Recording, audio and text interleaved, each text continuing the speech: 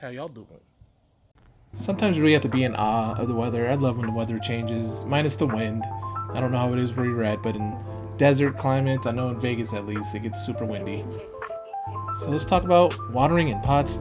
But I just wanted to show you this. This is life growing out of the pots, right? Like these worms and things find their way outside of these pots and they grow underneath all of the shrubs and they eat that and everything else. I don't know how the effects of this grass is to things, this fake turf grass.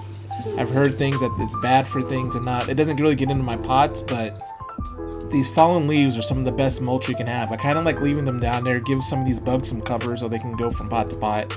But kind of like having kids, like you have to constantly be on top of them and check on them, see how they're doing and everything, right? Like that's kind of what it is with gardening.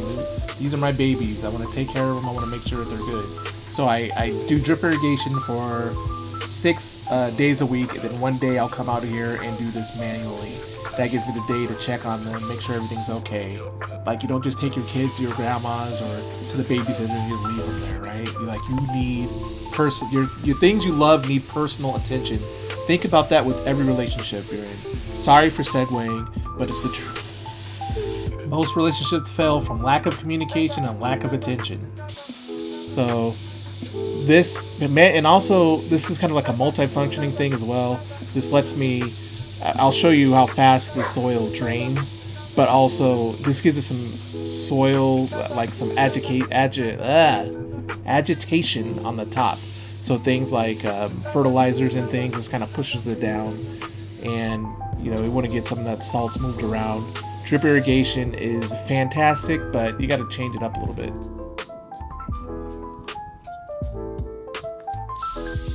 And realistically, I mean, if you could do this to everything, do it. But in the summertime, it's too hot. There's too much time. You got work and other things to do. So do what you will. I would suggest, to me, at least coming out once a week and doing this gives me a chance to look at my plants as well as it's a different type of watering. This is more like the rain. Surface agitation, they love it. Now, because if you're following other methods, everything I've been doing, I put the fertilizers and the compost things at the top. This will kind of force it down through it. And essentially what I'm doing is I'm just looking for water to come out of the bottom down here.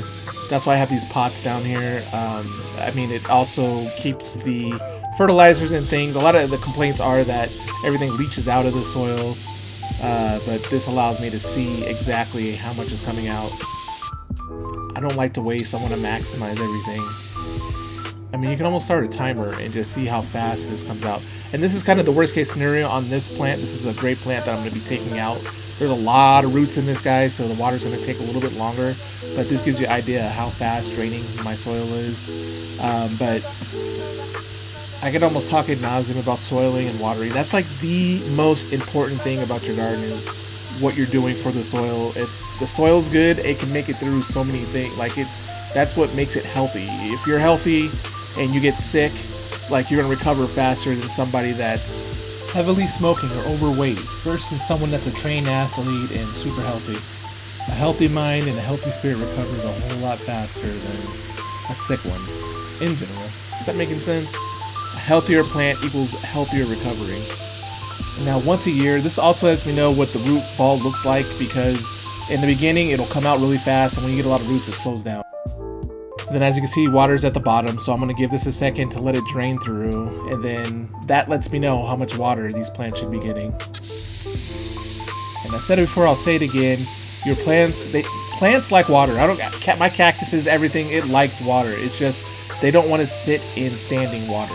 They don't want to be suffocated. Water's not the issue, the soil is. Just like that. Look at this guy, look at him. Look at him.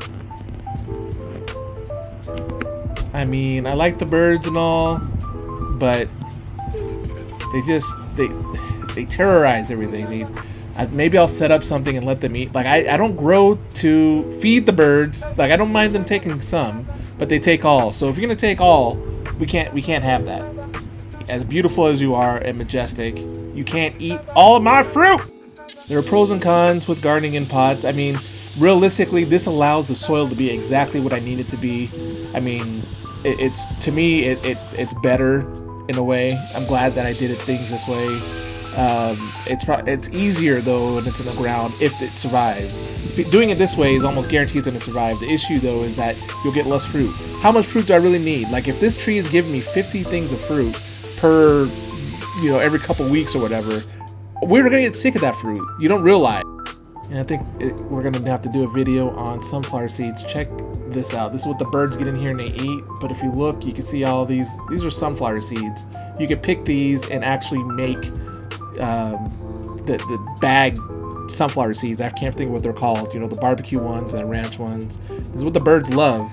That's what they get in here and get. If you're in a hot desert climate, like there's no reason, low water, easy to grow, sunflower seeds, there's no reason not to do them. Just try it. That's all I gotta say about that. There's no reason not to. Watermelon's doing great. This is about the end of the season for all this stuff, and then we're gonna go on to the cool plants pretty soon. We're gonna do some harvesting videos here pretty soon.